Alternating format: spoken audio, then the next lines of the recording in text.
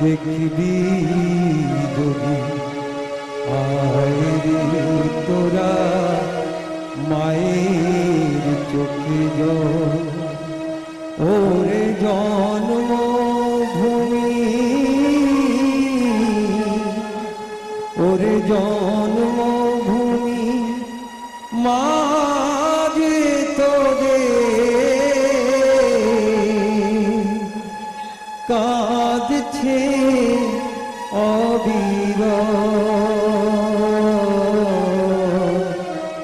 মায়ের চোখে জল দানবাজ মানব সে যে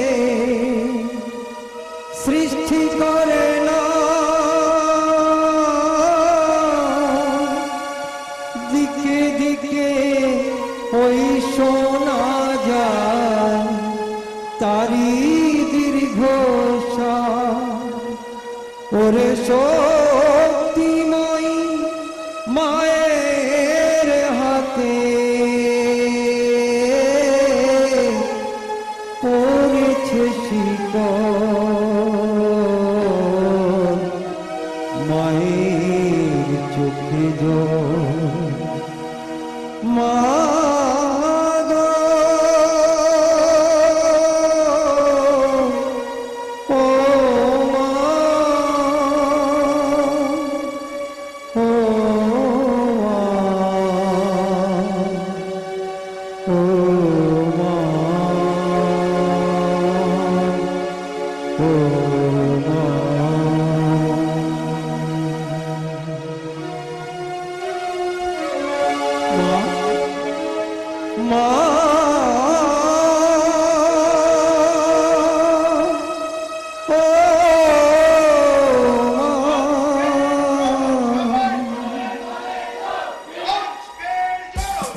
দলে দলে যোগ দিন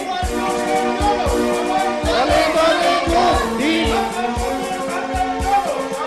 দলে দলে যোগ দিন দলে দলে যোগ দিন দলে দলে যোগ দিন ঢাকা সদরঘাটের জনসভায় আজকের জনসভায় সুভাষ বোসের জনসভায় ঢাকা সদরঘাটের জনসভায় আজকের জনসভায় সুভাষ বোসের জনসভায় সুভাষ বোস আমাদের জনসভা আমরা এখনই শুরু করব। আজকে আনন্দের সংবাদ, আমাদের মধ্যে এইমাত্র এসে উপস্থিত হয়েছেন সুদূর কলকাতা থেকে আমাদের সকলের প্রাণ প্রিয় জননেতা সুভাষচন্দ্র বোস। এই আপনারাই প্রমাণ করে দিয়েছেন যে মুসলমানের জান, হিন্দুর প্রাণ, ভারত মায়ের শ্রেষ্ঠ সন্তান সুভাষচন্দ্র বোস তিনি এখনই আপনাদের সামনে আসবেন এবং তার মহামূল্যবান বক্তব্য আপনাদের সামনে তুলে ধরবে। আজকের এই শোষণ বঞ্চনার পৃথিবীতে এই ব্রিটিশ সাম্রাজ্যবাদের বিরুদ্ধে একমাত্র নেতা যিনি এই ব্রিটিশ সাম্রাজ্যবাদের নিকট থেকে আমাদের মুক্ত করতে পারেন, সেই সুভাষচন্দ্র বোস আজকে আপনাদের সামনে উপস্থিত। তার মহামূল্যবান বক্তব্য আপনাদের সামনে তুলে ধরবে। আপনারা একটু ধৈর্য ধরে বসুন, উনি এখনই মঞ্চে আসছেন। মঞ্চে আসছেন সুভাষচন্দ্র বোস।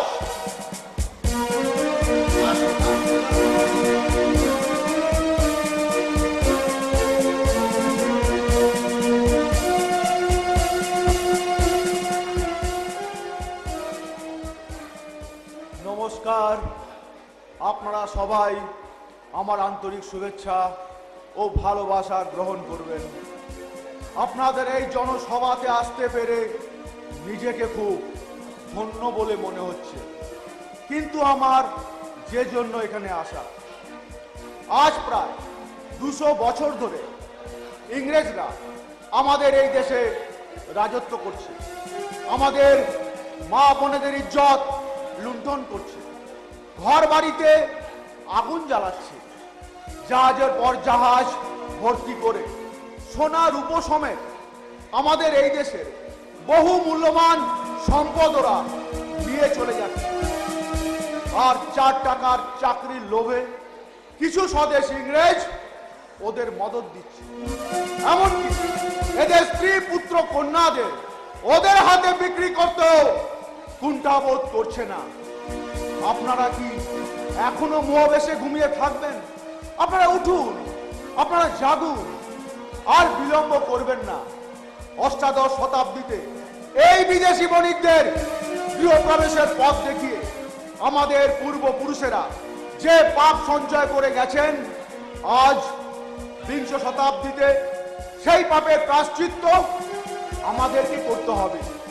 হে আমার দেশের মানুষ, হে আমার দেশের জনগণ, আর কতদিন এইভাবে নির্বিষ জীবের মতো পরে পরে মার খাবে?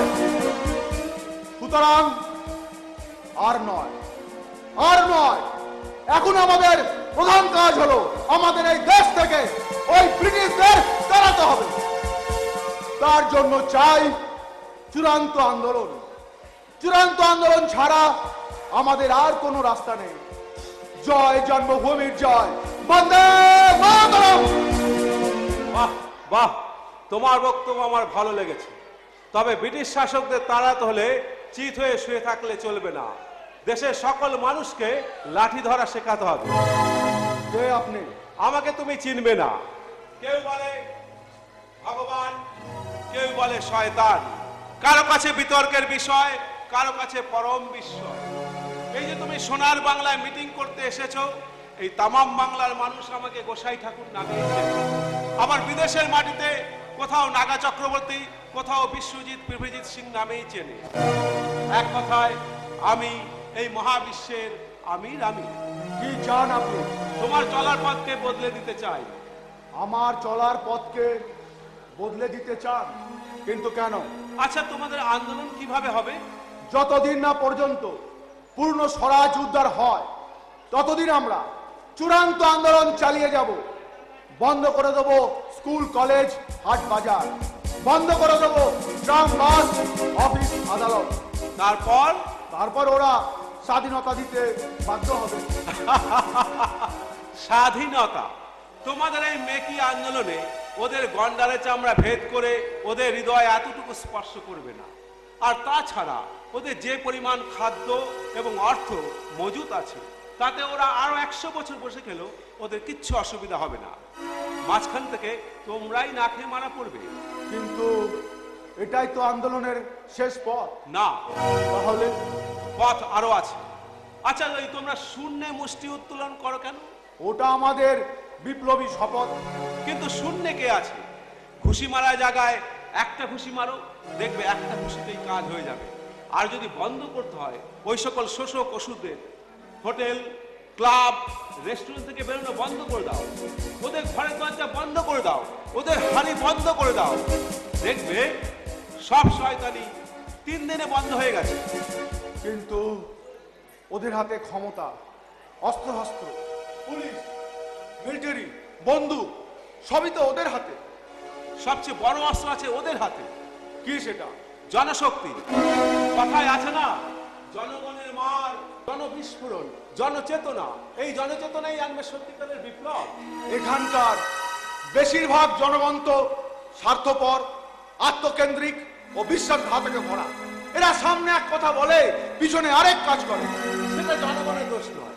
এর জন্য দায়ী সমাজ ব্যবস্থা, এর জন্য দায়ী শিক্ষা ব্যবস্থা, এর জন্য দায়ী সংগঠন, ব্যাপক গণপ্রচার। তোমরা জাগাও। ওদের মেরুদণ্ডে খুন ধরে গেছে, ওরা আজ রোগগ্রস্ত, ক্যান্সারগ্রস্ত হয়ে গেছে। তাই ব্রিটিশ তাড়াতে গেলে চাই একটাই ঔষধ। কি ঔষধ? লাঠি ঔষধ। রাক্ষৌষধি মহা ঔষধ। 5 টাকা বেতন বৃদ্ধির জন্য আমার কাকা তার 80 জন সহকর্মী নিয়ে স্কুলের সামনে চিত হয়ে শুয়েছিলেন। আমি তাদেরকে এইভাবে চিত হয়ে শুয়ে থাকার কারণ জানতে চাইলে তারা বললেন সত্যাগ্রহ করছেন। আমি তাদেরকে বললাম, তোমাদের কোন গ্রহতে পেয়েছে? তোমাদের দেশ, তোমাদের সব কিছু, আর তোমরা এইভাবে চিত হয়ে শুয়ে থাকবে? তখন আমি আমার কাকাকে বলেছিলাম, কাকা ওই বাস ঝাড় থেকে 80টা লাঠি কেটে আনো, 80টা ইংরেজি মাথায় বাড়ি দাও। প্রথমে তোমরা হয়তো কয়েকজন মারা পড়তে পারো, কিন্তু তারপর ওরা শেয়াল পেটা হবে। এই চরম সত্যটা তোমরা 33 কোটি দেশবাসীকে বোঝাও, ওদের হাতে লাঠি ধরা শেখাও। দেশবাসী কি বুঝবে? একদিনে হবে না, একটা বিশ্বযুদ্ধ হবে না, আরো 2টো বিশ্বযুদ্ধ হবে, তারপর হবে সমাধান। এই বিরাট দায়িত্ব কে নেবে? তুমি। আমি? হ্যাঁ, তুমি ছাড়া এই বিরাট দায়িত্ব আমি আর অন্য কাউকে ভাবতে পারছি না। আমি আমার দিব্য দৃষ্টিতে দেখতে পাচ্ছি তুমি অসীম শক্তির অধিকারী। তুমি কাজ করে যাও, আমি তোমার পাশে আছি। শুধু দেশ নয়, সমগ্র বিশ্ব সমাজটাই আজ আজব সমাজে পরিণত হয়েছে। আগামী মহাকুরুক্ষেত্র যুদ্ধের তুমি হবে নায়ক। তুমি ওদের বাঁচাও, বাঁচাবার ব্যবস্থা করো। সমাজ আজ রসাতলে যেতে বসেছে। নিঃস্ব রিক্ত জনগণের নাবিশ্বাস উঠে গেছে। অসহায় কোটি কোটি সরল প্রাণ মানুষের চোখের জল আর সকরুণ আর্তনাদ আমাকে অস্থির করে তুলেছে। তাই এই ভাষণ তুমি প্রস্তুত হও, প্রস্তুত হও। বেশ, আমি চেষ্টা করছি, কিন্তু শুনেছি আপনারও তো বহু কর্মীও স্বেচ্ছাসেবকের ভূমিকায় কাজ করছে। তাহলে আপনি একটা বাহিনী তৈরি করুন। অবশ্যই তোমাকে সৈন্যবাহিনী গঠন করতে হবে। তোমার সেনাবাহিনী হবে মূলত আদি ভৌতিক শক্তির অধিকারী, আর আমার বাহিনী হবে আদি আত্মিক শক্তির অধিকারী। আর এই মহতি কাজে স্বয়ং প্রকৃতিও অংশগ্রহণ করবে আদি দৈবিক ভূমিকায়। ঝড়, ঝঞ্ঝা, ভূমিকম্প, বন্যা, মহামারী, জলোচ্ছ্বাস, তন্ত্র সাধনা বা হঠযোগ সাধনা করে আমি আমাকে রক্ষা করতে পারি, কিন্তু সমগ্র বিশ্ব, সমগ্র জাতিকে রক্ষা করা আমার পক্ষে কি সম্ভব? কোথায় পাবো সেই শক্তি? কোন শক্তি পেলে তুমি নিশ্চিন্ত মনে কাজ করতে পারবে? এই অসাধ্য সাধন করতে গেলে চাই পূর্ণ শক্তি, অষ্টসিদ্ধির মাত্রা। কে দেবে সেই শক্তি? আমি দেব সেই শক্তি। আপনি? হ্যাঁ, আমি সেই মহাশক্তির অধীশ্বর, যাকে যুগ যুগ ধরে মেডিটেশন করে এখানকার মুনি ঋষিরা নামাতে পারেনি। আজ কাল পূর্ণ হয়েছে, পাপের 16 কালা পূর্ণ। অসহায় কোটি কোটি সরল প্রাণ মানুষের চোখে আমাকে এখানে নামতে বাধ্য করেছে। আমি এখানে ভগবান অবতার সাজতে আসিনি, আমি এসেছি শয়তান পেটাতে। আমি চাই সশস্ত্র সর্বাত্মক বিপ্লব, যে বিপ্লব করেছিলেন একদিন এদেশেরই মানুষ। শিব, কালী, দুর্গা, রাম, নারায়ণ, কৃষ্ণ। যদি প্রয়োজন হয় সেই রকম আরেকটা কুরুক্ষেত্র কাণ্ড করবে। তুমি হবে আমার এদিনের অর্জুন, আমি হব তোমার সারথি। আপনি যে আমার সারথি হবেন সেই শক্তি আপনার প্রমাণ কি? কি প্রমাণ চাও তুমি? পারবেন আমার সপ্তচক্র ভেদ করে দিতে? অবশ্যই। কত দিনে পারবেন? কতদিন মানে তুমি কত সময়ে চাও? কি বলছেন আপনি? এক একটা চক্র ভেদ করতে মুনি ঋষিদের হাজার হাজার বছর লেগে যায়, আর আপনি বলছেন পারবেন? পারবেন আজকে এই দিনে আমার সপ্তচক্র ভেদ করে দিতে? তোমার এই প্রশ্ন শুনবার জন্য আমি প্রস্তুত ছিলাম। ঠিক আছে, তুমি এখন আমার সামনে এখানে চোখ বন্ধ করে বসো। দেখো তোমার আজ্ঞা চক্র ভেদ করতে কত সময় লাগে। বসো। তাহলেই বসলাম।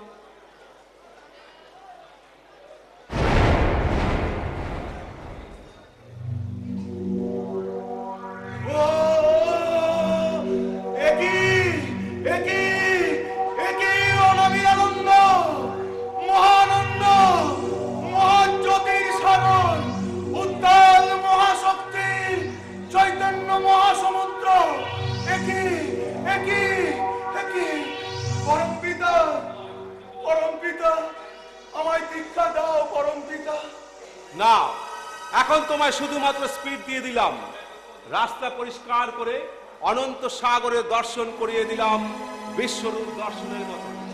তুমি আমার কাছে শক্তি মন্ত্র দীক্ষা পাবে 1960 সালে। গুরুর গতি আর ভক্তের ইচ্ছা ও সাধনা, এই দুয়ের মিলন না হলে আধ্যাত্মিক শক্তি অর্জন হয় না। তাই তোমাকে এখানে কাজের ফাঁকে ফাঁকে সাধনা করে আধ্যাত্মিক শক্তি অর্জন করে নিতে হবে। কিন্তু এই শক্তি অর্জন করতে হলে আমাকে তো লোকচক্ষু অন্তরালে যেতে হবে। প্রয়োজনে তাই করো, আগে সাধক হয়ে শক্তি অর্জন করো, তবেই তো সৈনিক হয়ে লড়তে পারবে। এখানে আরো কিছুদিন কাজ করার পর তোমার অন্তর্ধানের সমস্ত সুযোগ এবং বন্দোবস্ত আমিই করে দেব। সেই যাত্রাই হবে তোমার মহাযাত্রা। আর এই পৃথিবীর বিভিন্ন স্থানে স্থানে ঠিক ঠিক সময়ে আমি তোমার সাথে যোগাযোগ করে নেব। এখন তুমি চলো, পাশেই আমার এক ভক্তের বাড়িতে, সেখানে তোমার সাথে আমি আরো বিশদ আলোচনা করব আগামী পৃথিবীর মুক্তির ও কল্যাণের জন্য। তারপর তুমি সেইভাবে মাঠে নেমে পড়বে, কাজ শুরু করে দেবে। চলো, আর সময় নষ্ট করো না, এসো আমার সঙ্গে, এসো। বিশেষ ঘোষণা, মালদা ঢাকা সদর ঘাটে বালক ঠাকুরের এক ভক্তের বাড়িতে জননেতা সুভাষ বোসের সাথে দীর্ঘ আলোচনা হয়। আগামী দিনের পৃথিবীতে কিভাবে শান্তি সাম্য প্রতিষ্ঠা করতে হবে সেই সম্পর্কে, সুভাষ বোসের দায়িত্ব কর্তব্য সম্পর্কে সচেতন করে বালক ঠাকুর তাকে এক সৈন্যদল গঠনের পরামর্শ দেন এবং নিজেও তার এই ভক্ত সন্তানদের নিয়ে তৈরি করলেন অভিনব এক সন্তান বাহিনী। তাদের মাধ্যমে বাংলা, ভারত তথা পৃথিবী জুড়ে প্রচার করতে লাগলেন বেদের কথা।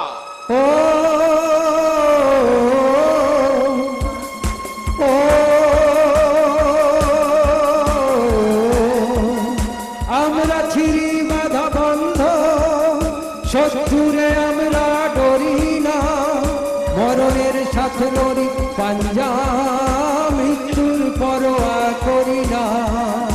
আমরা ছিরি বাধা বন্ধ, শত্রুরে আমরা ডরি না, মরণের সাথে লড়ি পাঞ্জা, মৃত্যুর পরোয়া করি না।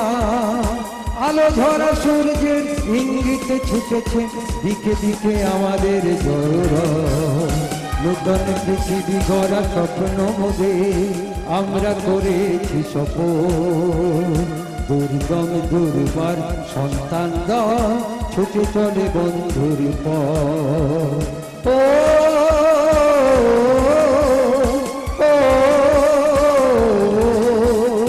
সন্তান দল আজ চলেছে, রক্তিমের আগে জাগে সূর্য, পায়ে পায়ে ধমকার শঙ্কাবিহীন তার, দিকে দিকে ওই বাজে দুর্য। বেদের মন্ত্রের অভিদীক্ষা, শকুনির সাথে পাশা খেলবো, ভণ্ড শোষক যত সমাজে সবার মুখোশ খুলে ফেলবো। বেদের মন্ত্রের অভিদীক্ষা, শকুনির সাথে পাশা খেলবো, ভণ্ড শোষক যত সমাজে সবার মুখোশ খুলে ফেলবো। আবার বেদের যুগ আসছে ফিরে, বলি আবার বেদের যুগ আসছে ফিরে, মোরা ফিরে পাবো বিশ্বের জন্ম। নূতন পৃথিবী গড়া স্বপ্ন মোদের আমরা করেছি সফল। দুর্গম দুর্বার সন্তান ছুটে চলে বন্ধুর পথ।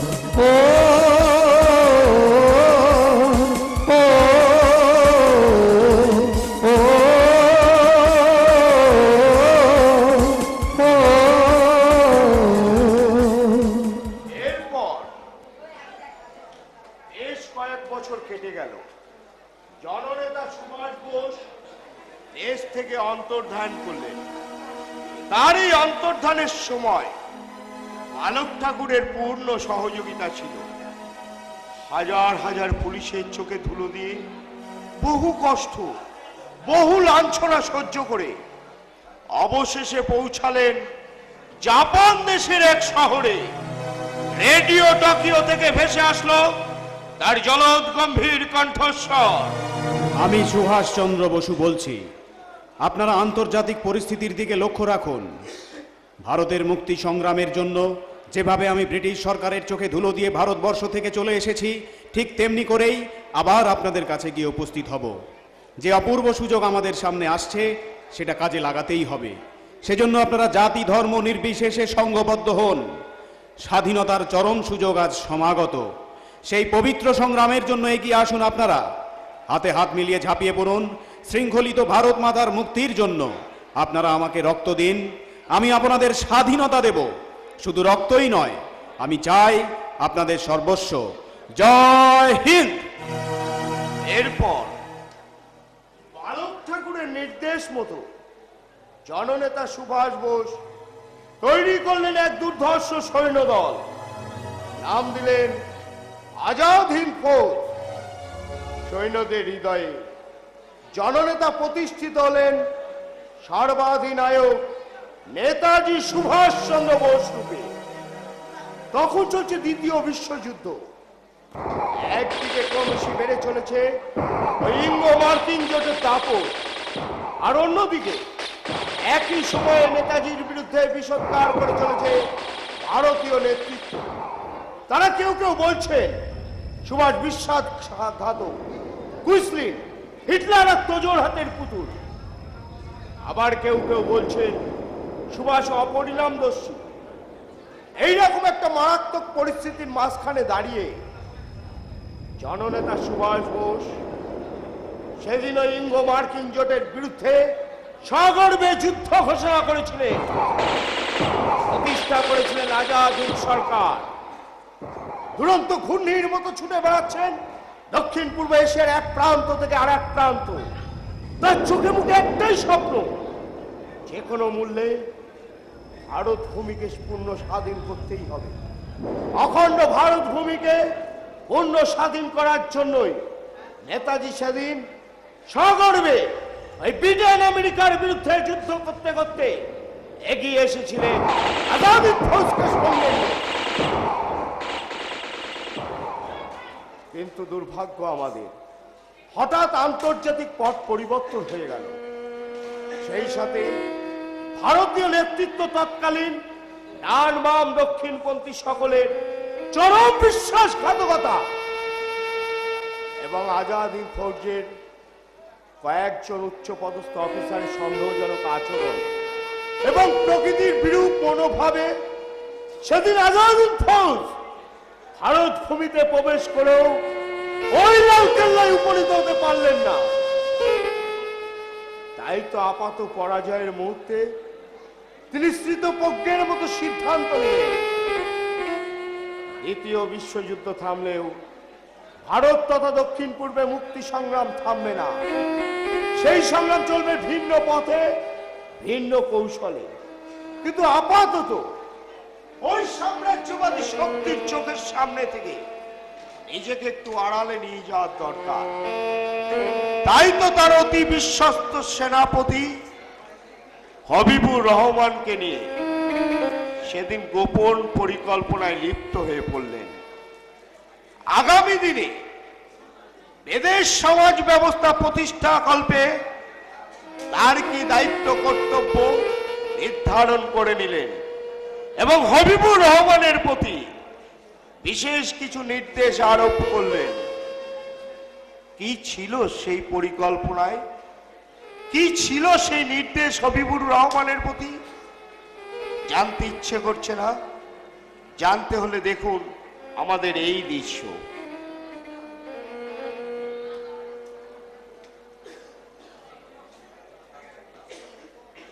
স্যার যে কখন কি করেন, ওনার ডান হাতের কথা বাঁ হাত জানতে পারে না, আর বাঁ হাতের কথা ডান হাত জানতে পারে না। আমাকে 3 মাস ধরে একই কথা বোঝানোর জন্য ট্রেনিং দেওয়া হচ্ছে। আই এবার ফাইনাল মহড়া। কখন কি ঘটবে সবই ওনার নবদত্ত। পৃথিবীতে অনেক মানুষ দেখেছি, কিন্তু এরকম অদ্ভুত মানুষ আমি কখনো দেখিনি। দেখবে দেখবে আর কয়েকদিনের মধ্যেই সব দেখতে পাবে। আর কত দেখবো স্যার? মার্কিন কমান্ডার ইন চিফ ম্যাকআর্থার গোপন রিপোর্ট পাঠিয়েছে। শুধুমাত্র আপনাকে মারার জন্য আগামীকাল জাপানের এই শহরে আমেরিকা পরমাণু বোমা বিস্ফোরণ ঘটাবে। খবর পেয়েছি, যে কারণে ওই ইংরেজদের আমি বোকা বানিয়ে দেশ ছেড়েছি, সেই সুবাসের জন্য এই পৃথিবীতে মাথা গোজাবার এতটুকু জায়গা নেই। ভেবেছিলাম জাপান এই যুদ্ধে জয়ী হবে, কিন্তু না, এখন দেখতে পাচ্ছি তাদের আত্মসমর্পণ ছাড়া আর কোনো রাস্তা নেই। কয়েক লক্ষ প্রাণ নিশ্চিহ্ন হয়ে যাবে শুধুমাত্র আমাকে খতম করতে গিয়ে। যাক নিশ্চিন্ন হয়ে, কিন্তু আপনি বেঁচে থাকলে আগামীতে সমগ্র মানব জাতি আলো পাবে। তার জন্য কিছু প্রাণ যায় যাক। আশ্চর্য, যে ম্যাকার্থারের ওপর বোমিং এর দায়িত্ব, সেই ব্যক্তি নিজে খবর পাঠিয়েছেন আপনার পালিয়ে যাওয়ার জন্য। থ্যাঙ্কস মাই গড। শোনো, আজ রাতেই আমরা রাশিয়ায় চলে যাব। আমি রুশ নেতা মিস্টার স্টালিনের সঙ্গে যোগাযোগ করে রেখেছি, আর এখানকার প্রধানমন্ত্রী মিস্টার টোজোর সাথেও কথা বলে রেখেছি। ওনাদের লোকেদের মুখ থেকেই আমার মৃত্যুর খবর প্রচার করা হবে। 18 আগস্ট এই সংবাদ প্রচার করার পর মিস্টার টোজোই 20 আগস্ট প্রীতম সিং সহ 5 জন অফিসারকে আমার কাছে পাঠানোর জন্য বিমানের ব্যবস্থা করবেন, আর তুমি যাবে আমার সাথে। তারপর জাপান পরাজয়ের সাথে সাথে সাম্রাজ্যবাদীর নেতারা পাগলা কুকুরের মতো আমাকে খুঁজে বেড়াবে। এই সুযোগে আমি দীর্ঘ সময়ের জন্য আত্মগোপন করে থাকব পূর্ণ স্বাধীনতার লক্ষ্যে। ওই সাম্রাজ্যবাদের রাউর দেশ থেকে সমগ্র পৃথিবীকে বাঁচানোর জন্য আমার মৃত্যুর আড়াল স্যার, আমি নিজেই রচনা করলাম।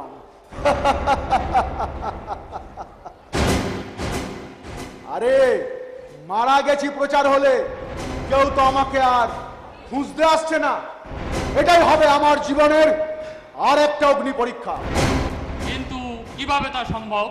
অক্ষশক্তির পরাজয়ের সাথে সাথেই প্রচার করে দেব আমরা 17 জন যাত্রী সহ বিমান দুর্ঘটনায় মারা গেছি। এই প্রচারের ফলে কীর্তি নাশা নদীর মতো সারা পৃথিবীর জল কেটে কেটে আমার সংগঠন করার সুবিধে হবে। ওই আক্রমণকারীদের চোখের ঘুম আমি কেড়ে নেব যতদিন আমি এই পৃথিবীতে বেঁচে থাকবো। তারপর কি হবে? আর আমার কাজই বাকি। তোমার কাজ প্রায় শেষ। ঠিক সময় তোমাকে আমি দেশে পাঠিয়ে দেব, আর আমার কাজ আমি চালিয়ে যাব। অবশ্য আমার হিতাকাঙ্ক্ষীরা তারা এই মৃত্যুর খবর ওরা বিশ্বাস করবে না, বারবার তদন্ত কমিশন বসাবে। তোমাকে কিন্তু যতবারই জেরা করবে এই ট্রেনিং অনুযায়ী তুমি কিন্তু ভিন্ন ভিন্ন স্টেটমেন্ট দেবে, যাতে ওরা কোনো ক্লু না পায়। অবশ্য বেশি বেকায়দা পড়লে বলবে আমি সৈনিক, আমাকে আদেশ মেনে চলতে হয়। Okay sir. Thank you. জয় হিন্দ। জয় হিন্দ।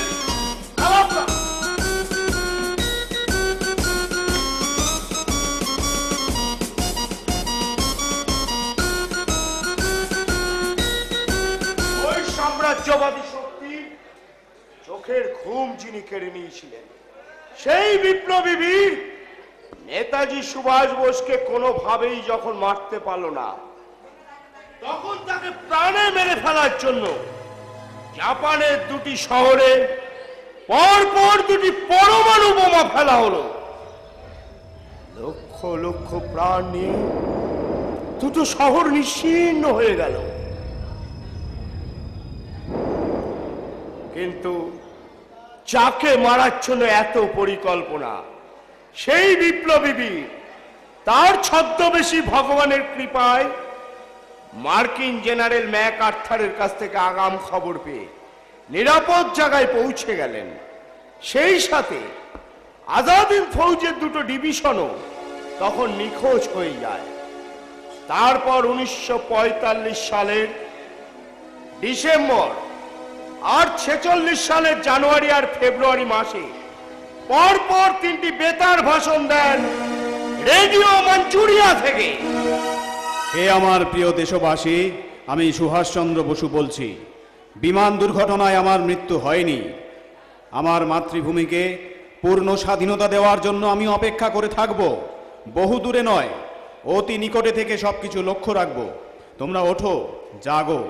খুব শীঘ্রই আমাদের দেশ স্বাধীনতা পাবে, তবে দ্বিজাতি তত্ত্বের ভিত্তিতে। তোমরা এই শর্ত সাপেক্ষ স্বাধীনতাকে মেনে নিও না। অখণ্ড মাতৃবক্ষকে দ্বিখণ্ডিত করো না। আমি অপেক্ষা করে থাকব পূর্ণ স্বাধীনতার জন্য। আর একটি কথা মনে রেখো, বাইরের শত্রু থেকে ভেতরের শত্রু অত্যন্ত সক্রিয়, তবে আমি আমার ছদ্মবেশী ভগবানের কৃপায় এইসব বাধা মোকাবিলা করতে সক্ষম হব। আমি পবিত্র ঈশ্বরের নামে শপথ করে বলছি, তৃতীয় মহাযুদ্ধের চরম মুহূর্তে আমি তোমাদের পাশে গিয়ে দাঁড়াবো, যখন রাজনৈতিক শূন্যতা দেখা দেবে। আর এই জন্যেই আমি বেঁচে থাকব বহু দূরে নয়, মাতৃভূমির সীমারেখার ঠিক বাইরে। জয় ভারত মাতার জয়, জয় হিন্দ। 1945 সালের 18ই আগস্ট তথাকথিত ওই বিমান দুর্ঘটনার পর 1945 সালের ডিসেম্বর আর 46 সালের জানুয়ারি আর ফেব্রুয়ারি মাসে তার এই বেতার ভাষণ রেকর্ড করে রেখেছিলেন তৎকালীন কলকাতা আকাশবাণী রেডিও অপারেটর পিসি কর মহাশয়। কিন্তু কে শোনে কার কথা? ডিভাইড অ্যান্ড রুল পলিসিতে সই করে ভারতবর্ষ স্বাধীন হলো। উপনিবেশবাদের স্বাধীনতা দুটো শর্তের ভিত্তিতে, এক, হিন্দু মুসলমান দুটো জাতের ভিত্তিতে দুটো আলাদা রাষ্ট্র হয়ে গেল। দুই, নেতাজি সুভাষ বোসকে ওয়ার ক্রিমিনাল বা যুদ্ধ অপরাধী হিসেবে স্বীকার করা হলো। সেই সাথে চুক্তি স্বাক্ষরিত হলো 1970 সালের মধ্যে জীবিত বা মৃত অবস্থায় ধরতে পারলে ওই ব্রিটেন আমেরিকার হাতে তুলে দিতে হবে। কারণ ওই ব্রিটেন আমেরিকা তথা সাম্রাজ্যবাদী শক্তির পথের কাঁটা হলো এই নেতাজি সুভাষচন্দ্র বোস। শুধু তাই নয়, তার ছদ্মবেশী ভগবান বালক ব্রহ্মচারী মহারাজকেও সেই শিশু বয়স থেকে ঘরে বিষাক্ত সাপ ছেড়ে দিয়ে নৌকো ফুটো করে নদীর জলে ভাসিয়ে দিয়ে মারতে চেয়েছিল। তাকেও যখন মারতে পারল না, তখন এই জনগণের মন থেকে চিরতরে সরিয়ে দেওয়ার জন্য ভিন্ন চক্রান্তের আশ্রয় নেওয়া হলো। সেই চক্রান্ত আজও চলছে। ওই ব্রিটেন, ওই আমেরিকা, এই সাম্রাজ্যবাদী শক্তি তথা পৃথিবীর কৌরব আতঙ্ক এই দুই ব্যক্তি, বালক ব্রহ্মচারী মহারাজ আর নেতাজি সুভাষচন্দ্র বোস। তাই তো তারা আজও গভীর ষড়যন্ত্র করে চলেছে আমাদের দেশের নেতা মন্ত্রীদের দিয়ে। এই চক্রান্তের শিকড় আজ কত গভীরে প্রবেশ করেছে। ওই ব্রিটেন আক্রমণের রূপ নিয়ে এগিয়ে আসছে, ওই আমেরিকা বিক্রমণের রূপ নিয়ে এগিয়ে আসছে। আজ বিশ্বের রাজনীতিতে দাবার খেলা চলছে। তাই তো ভারতের আকাশের দিকে তাকিয়ে দেখা যায় ওই বাজ পাখি ডানা মেলছে।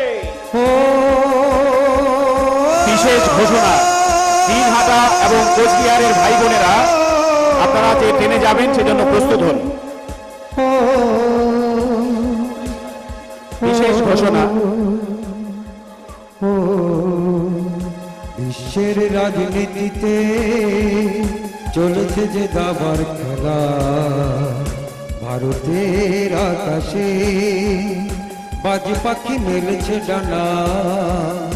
বিশ্বের রাজনীতিতে চলছে যে দাবার খেলা, ভারতের আকাশে বাজ পাখি মেলেছে ডানা।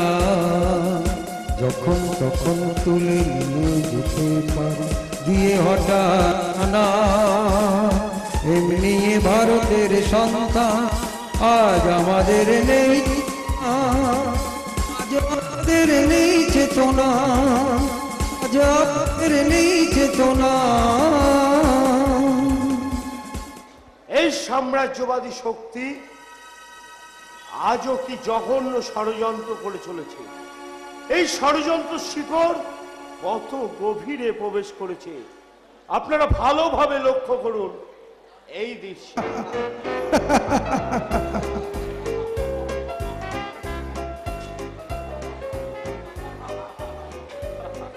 Mister prime minister, yes, dinner যতই ভালো মন্দ খাওয়ার, বাট মনে আছে কথাটা?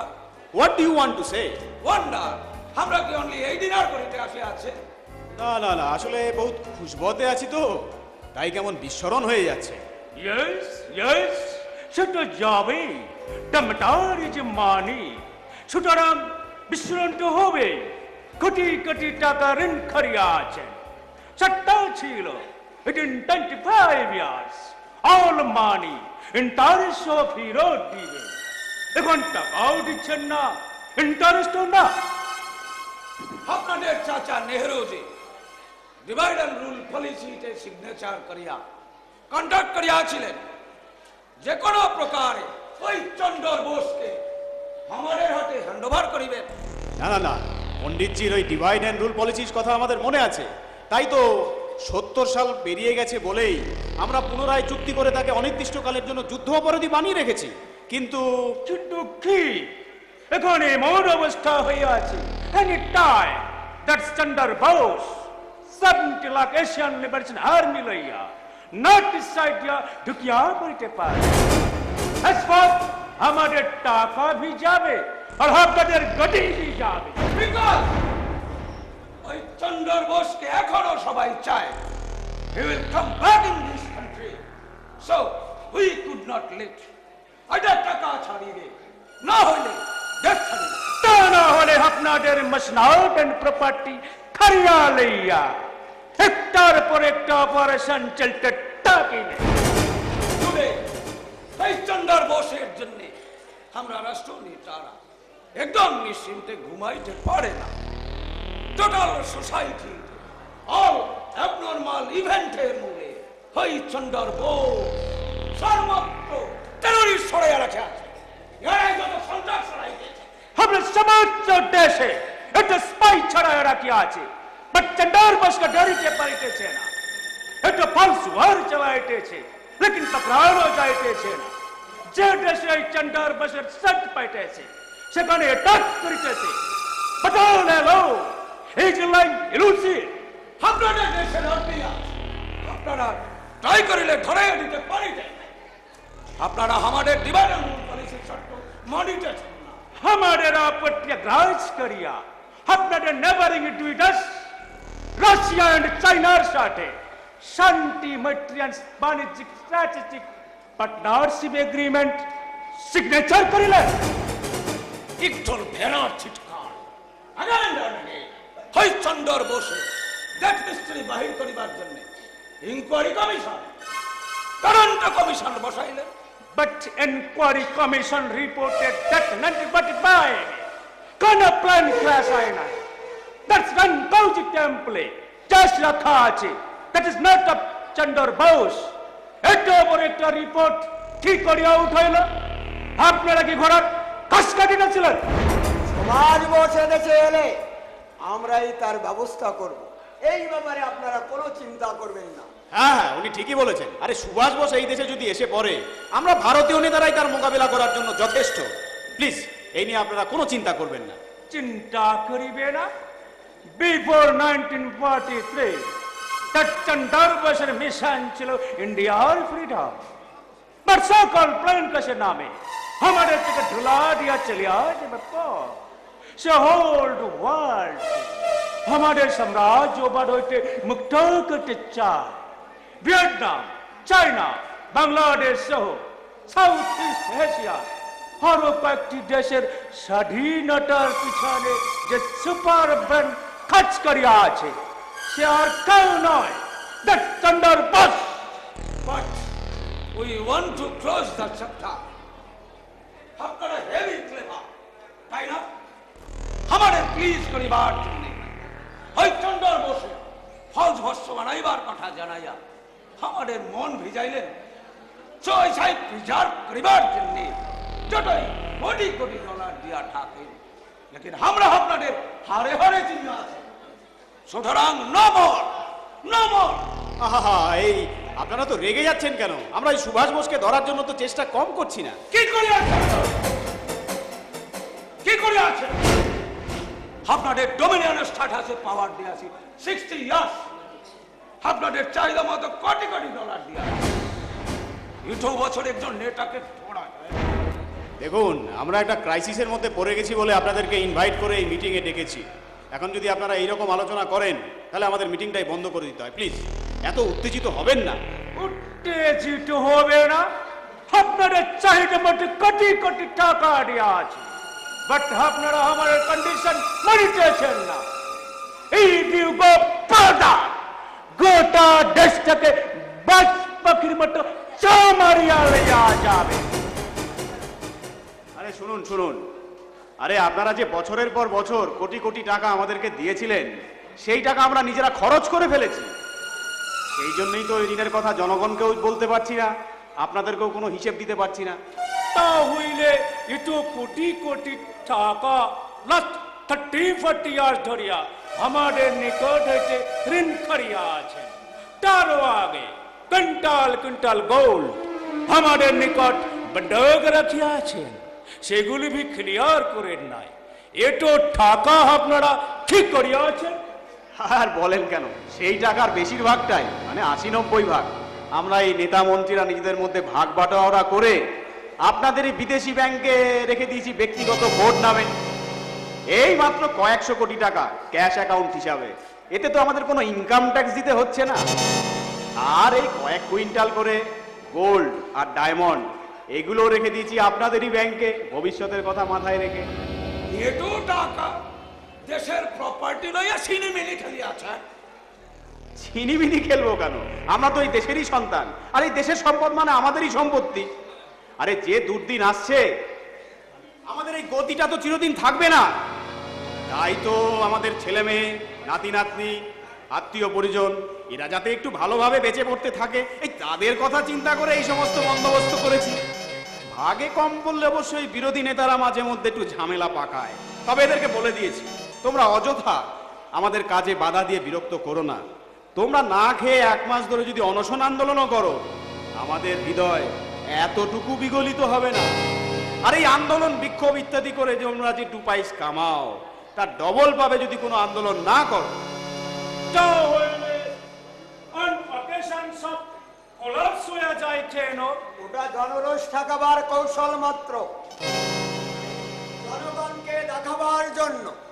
তাছাড়া সংগঠনকে ধরে রেখে কর্মীদের সান্ত্বনা হিসেবে আমরা কিছু কর্মসূচি দিয়েছি। ফাঁকা জায়গা বুঝে দলবদ্ধভাবে শূন্যে ঘুষি মারবে, কারণ ও ঘুষি আমাদের গায়ে লাগে না। জিজ্ঞাসা করুন এই প্রধানমন্ত্রীকে, আমাদের এই গোজামিলের গণতন্ত্র ঠিক এইরকম চলছে কি না। হ্যাঁ, বিরোধী দল আর শাসক দলের গোজামিলের গণতন্ত্র ঠিক এই রকমই চলছে। আর আমরাও বিরোধীদের এই বিক্ষোভ আন্দোলনের সুযোগে ভালো করে ভোগবিলাসের ব্যবস্থাটি করে নিয়ে মজে থাকি। বাইরে এরা যতই বিপ্লব করুক, ভিতরে আমাদের পূর্ণ সমর্থন জানায়। সেই জন্যই তো এদের হাজারো রকমের ভ্রষ্টাচার আর দুর্নীতির বিরুদ্ধে আমরা টু শব্দটি করি না। দেশের সব জায়গায় সব কিছুতে আমাদের সম্পূর্ণ বিরোধী, কিন্তু এই আপনাদের নির্দেশ আমরা এবং ওনারা অক্ষরে অক্ষরে পালন করছি কিনা উনি বলুন। আর আমাদের এখানে বিরোধী দলের রাজনীতি বলতে কিছু আনকালচার নিম্ন শ্রেণীর মানুষজনকে সঙ্গে নিয়ে বিক্ষোভ, হরতাল, পথ অবরোধ, দাঙ্গা হাঙ্গামা, জনজীবনকে বিপর্যস্ত করার যাবতীয় কলা কৌশল। দেশের সৎ ভদ্রলোকেরা এই রাজনীতিকে ঘৃণাবোধ করে। আমাদেরও ভি একই অবস্থা। না না না, পক্ষান্তরে ওনারাও আমাদের সহযোগিতা করে। শুধু তাই নয়, এই আপনাদের নির্দেশ মতো আমরা ভারতবর্ষের প্রত্যেকটা বড় বড় শহরে সারা বছর ধরে বড় বড় মাল্টিন্যাশনাল কোম্পানিগুলোর স্পন্সরশিপের ব্যবস্থা করেছি। তাদের সহযোগিতায় ফুটবল, ক্রিকেট, হকি, টেনিস, নানান রকমের খেলাধুলার বন্দোবস্ত করে রেখেছি। আর এই জনগণ তো খেলাধুলা নিয়েই মত্ত। ট্রেনে, বাসে, হাটে, মাঠে, এমনকি স্কুল কলেজে, অফিস কাছারিতে পর্যন্ত কান পাতলেই শুনবেন একটি আলোচনা, গোল আর সেঞ্চুরি, উইকেট আর বাউন্ডারি। এছাড়া আপনাদের কথা মতো video, CD, multiplex, cinema hall, এমনকি টিভির নানান চ্যানেলে নগ্ন অশ্লীল ছবি দেখি যুবশক্তির মগজ ধোলাই করা হচ্ছে। ওদের দেশাত্মবোধ এখন মদের বোতল আর হিরোইনের ধোঁয়ায় অন্ধকার করে রেখেছে। তাছাড়া আজকাল এই মেয়ে বড় ছেলে মেয়েদের জন্য আমরা সরকারিভাবে বড় বড় পার্ক, হোটেল, বার, রেস্টুরেন্ট, এমনকি লাইসেন্স দিয়ে প্রস্কটেরও ব্যবস্থা করে রেখেছি, যাতে কিনা আগামী প্রজন্মে কোনো সুস্থ মস্তিষ্কের শিশু জন্মাতে না পারে। তার জন্য বছরে আমরা 3-4 বার করে টিকাকরণের ব্যবস্থা নিয়েছি। আর এই আপনাদের পাঠানো বিনামূল্যের ভ্যাকসিনগুলো প্রয়োগ করার জন্য ভারতের রাজ্যে রাজ্যে মহিলা কর্মীদেরও বাধ্যতামূলকভাবে নিয়োগ করে ফেলেছি। আপনাদের প্রতিটি নির্দেশ আমরা অক্ষরে অক্ষরে পালন করছি। তবে আপনাদের ওই যে তদন্ত কমিশনের ব্যাপারে উষ্মা, সে ব্যাপারে বলি। আর এই তদন্ত কমিশনগুলো আমরা গঠন করি সত্যকে চাপা দেওয়ার জন্য। শাহনওয়াজ কমিশন আর খোসলা কমিশন আমরা সেই জন্যই বসিয়েছিলাম, নেতাজি মৃত। আর এই মুখার্জি কমিশন একটু গন্ডগোল করে ফেলেছিল, পার্লামেন্টে তো আমরা ওটাকে বাতিল করে দিয়েছি। আর আপনাদের সমস্ত নির্দেশ আমরা অক্ষরে অক্ষরে পেরে চলছি, সবই আপনাদের বললাম। তাই আমাদের একটা অনুরোধ ছিল, সেটা হলো আমাদের ওই বাণিজ্যিক ঋণ সহ কম বেশি 400,000 লক্ষ কোটি টাকার যে বৈদেশিক ঋণের বোঝা আমাদের মাথায় আছে, এই সেটা যদি আপনারা দয়া করে মুকুব করে দেন, বড় উপকার হয়। No, we cannot help anymore. তা বললে কি করে হয়? আজকে এই ঋণ মুকুবের নামে সারা দেশের বুকে এত বড় সর্বনাশ ডেকে এনেছি। আমরা আগুন জ্বেলে দিয়েছি। এমনকি আমাদের সমস্ত উৎপাদন ব্যবস্থা গ্যাট আর ভ্যাটের মাধ্যমে আপনাদের হাতে তুলে দিয়েছি। দেশের বড় বড় লাভজনক সরকারি কোম্পানিগুলোকে নামমাত্র মূল্যে আপনাদের হাতে বিক্রি করে দিয়ে আজকে আমরা দেউলিয়া, সর্বশান্ত। এখন এই মরার উপর খাড়ার গা দিলে কি করবো আপনারাই বলে দিন। Student, we can reduce the loan money, but one condition. Condition? Yeah.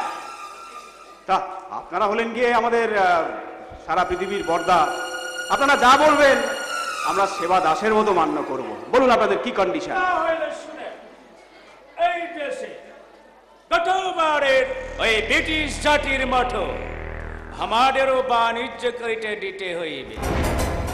এই চন্ডর বংশ ফুল ফ্রিডমের দাবি লইয়া ঢুকিয়া পরিবার আগে আমরা এখানে ঘাটি গাড়িয়া ফেলিতে চাই।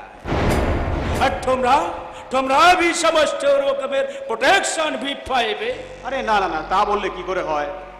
আরে একে তো জোড়াতালির সরকার, ছোট বড় বিভিন্ন মতের দলগুলোকে নিয়ে কোনো মতে সরকারটাকে আমরা টিকিয়ে রেখেছি। তাছাড়া এই 250 বছর আগে যখন এই ব্রিটিশরা এসেছিল ইস্ট ইন্ডিয়া কোম্পানির ছদ্মবেশে, সেই তখনকার জনগণ আর এখনকার জনগণ অনেক ফারাক। এখনকার জনসাধারণ অনেক বেশি সচেতন। That's not our concern. আমরা যে আমাদের পাওনা টাকার এক্সচেঞ্জে এদেশ লইতেছি, উহা জনগণ জানিবে কেন? আমরা ভি বাণিজ্য করিতে আসিতেছি। ফার্স্ট টাইম ওই ব্রিটিশ জাতীয় বাণিজ্য করিতে আসিয়াছিল। আমরা সিরিয়াসলি মিনি টাউন করিবে, mini city, mega city, amusement park, international hotel and factory ভি হবে। এখন বিজনেসের প্রয়োজনে হাইওয়ে, ওভারব্রিজ এসব কনস্ট্রাকশনের জন্য আর যত কোটি টাকা লাগে দিব। বাট আপনাদের জন্য there is no entrance, as it is as side to শাসন। ওখানে আপনাদের কোনো শাসন চলিবে না। মানে আপনি কি বলতে চাইছেন? আমাদের শাসন চলবে না আমাদের দেশে? সর্বনাশ! না না না, এই জিনিস আমরা মানতে পারবো না।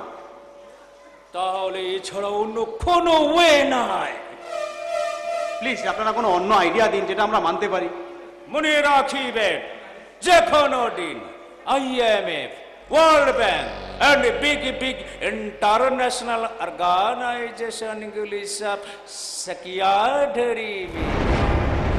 ঘবরাও মত, আমরা भी পিছনে আছে। দরকার কিছু ল্যান্ড, ব্যাস। যেখানে যেখানে ডায়মন্ড, গোল্ড এন্ড পেট্রোলিয়ামের খনি আছে, সেখানে সেখানে আমাদের স্যাটেলাইট ক্যামেরা দিয়া সেটেলড করিয়া দিবে, ঠিক তো তাই না? বাউন্ডারি করিয়া দিবে। আর তোমাদের দেশের উজবুক জনগণ ওরা কোথায় যাবে, ঠিক খাবে, একটু আমরা বুঝিবে না। না না না, আমাদের দেশের জনগণ কোথায় যাবে কি খাবে সে নিয়ে আমাদেরও কোনো মাথা ব্যথা নেই। আগে আমাদের গদি, তারপর দেশ। তাছাড়া আপনারা হলেন গিয়ে আমাদের শুভাকাঙ্ক্ষী, আমাদের ভালোই চান। আমাদের মূল শত্রু ওই সুভাষ বোস, সে দেশে ফিরে এলে আমাদের গদি টিকিয়ে রাখা মুশকিল হয়ে পড়বে। সেই জন্যই তো আপনাদের বলিতেছি, আমাদের উপর আবারও দায়িত্ব ছাড়িয়ে দিন না। আপনারাই তো ওই 60 বছর আগে ওই সুভাষ বোসের ভয়ে আমাদেরকে বিপদের মধ্যে ফেলে লন্ডনে পালিয়ে গেছিলেন। এখন আবার কোন মুখে বলছেন আপনাদের হাতে দায়িত্ব ছেড়ে দেওয়ার জন্য? লেট পাস্ট ইজ পাস্ট, অতীতের কথা আপনারা ছাড়িয়া দিন। আমার যা মনে হয় এই আমাদের দেশের সেনাবাহিনী দিয়ে আমরা ওই সুভাষ বোস আর তার এশিয়ান লিবারেশন আর্মিকে কোনোভাবেই আটকাতে পারবো না। আমরা প্রচন্ড নিরাপত্তার অভাব বোধ করছি। আপনারা বরং আপনাদের দেশের বিশেষ প্রশিক্ষণপ্রাপ্ত 1 লক্ষ সৈন্যবাহিনী আর ওই 7ম নৌবহরটি পাঠিয়ে দিন। ওই লিবারেশন আর্মির মেম্বাররা কখন কোন নেতা মন্ত্রীকে মেরে ফেলে তার কোনো ঠিক নেই। অলরাইট, আমরা আপনাদের ইন্ডিয়াতে 1 লাখ আর্মি এন্ড 7ম নৌবহর বিভিন্ন ট্রেনিং এর নাম করিয়া পাঠাইতেছে। Well, very well. আচ্ছা বিরোধী দলনেতা, আপনার এই ব্যাপারে কোনো আপত্তি নেই তো?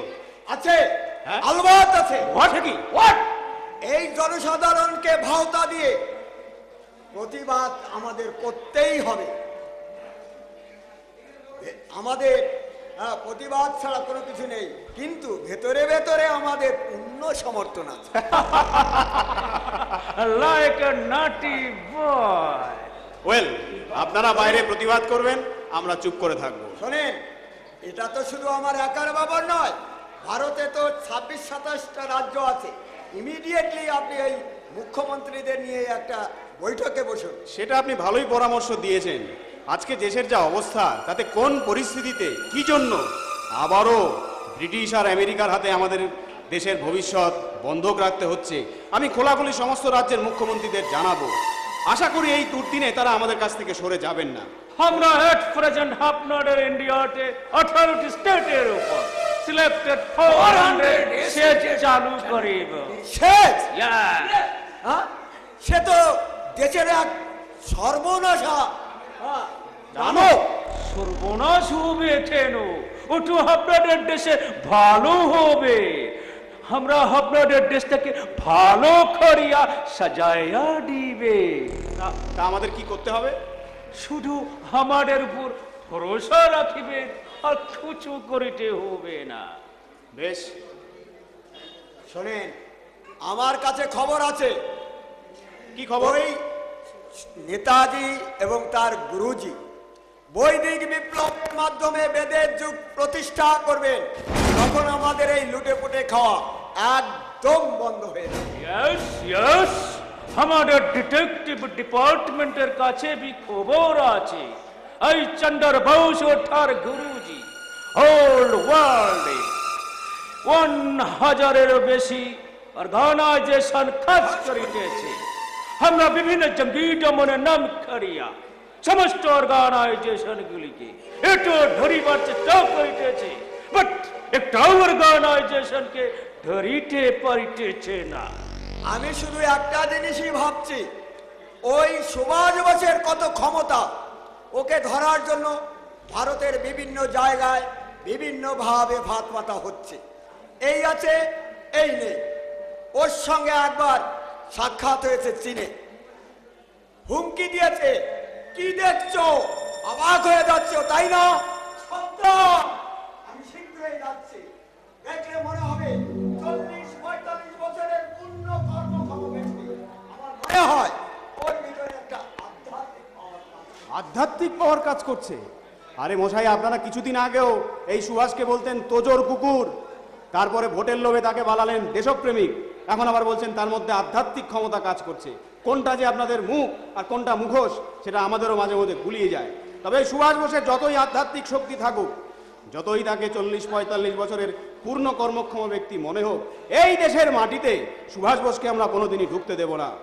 আর সেই জন্যই তো তাকে আমরা অনির্দিষ্টকালের জন্য ইন্টারন্যাশনাল ওয়ার ক্রিমিনাল বানিয়ে রেখেছি। ওয়ার ক্রিমিনাল ও যখন প্রবেশ করিবে ঝড়ের বেগে আসবে, আমরা ওকে হাড়ে হাড়ে চিনি, ওনারও আমাদের চোখে ধুলা দিয়া। শোনেন, আমার কাছে কিন্তু আরো একটা মক্ষম খবর আছে। কি খবর আছে? ওই সুভাষ বোসকে ধরা না গেলেও তার গুরুজিকে ধরা যাবে। সেইভাবে ধরাবেন? তিনি ভবিষ্যৎবাণী করে রেখেছে দীর্ঘ 6 মাস ব্যাপী নির্বিকল্প সমাধিস্থ থাকা যায়। সেই সুযোগে কিছু করা যায় কিনা একটা প্ল্যান করুন।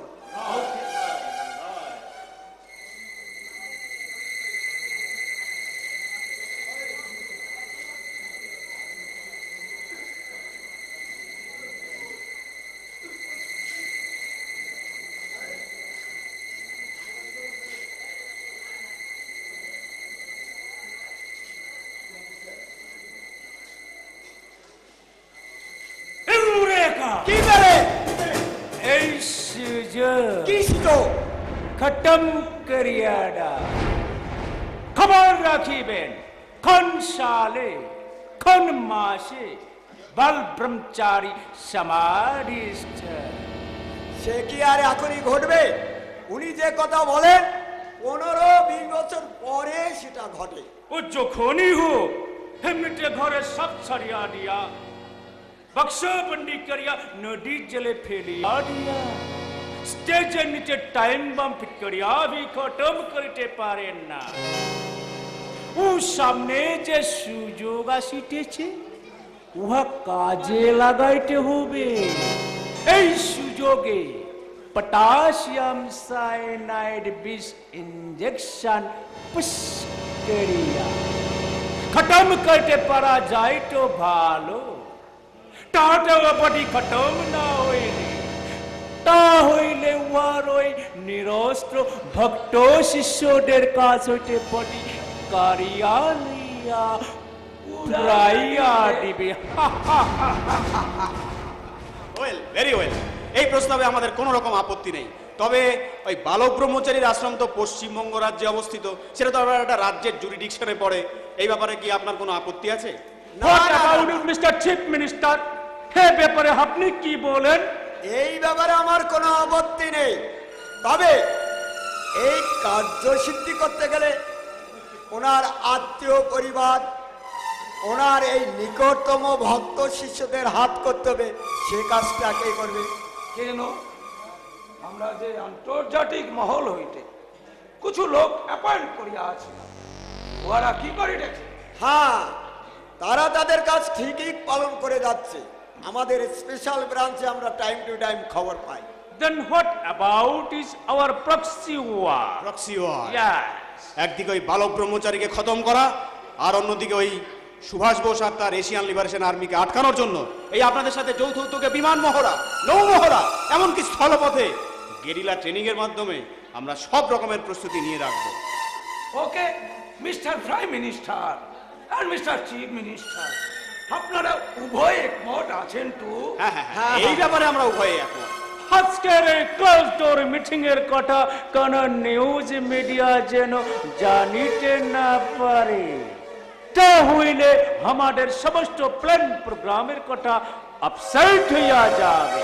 আরে না না না, এই ব্যাপারে আপনাদের চিন্তার কোনো কারণ নেই। আসলে এই ভারতে যতগুলো রাজনৈতিক দল আছে তাদের মধ্যে যত মত পার্থক্যই থাক, যত বিরোধিতাই থাকুক, ওই একটি বিষয়ে আমরা সবাই একমত। সেটা হলো এই দেশের মাটিতে আমরা কোনো রাজনৈতিক দল চাই না ওই সুভাষ বোস আবারও এই দেশের মাটিতে ফিরে আসুক। তাই আমরা চুপচাপ থাকবো। ওকে, তাহলে আপনারা সবাই আমার সাথে হাত মিলান।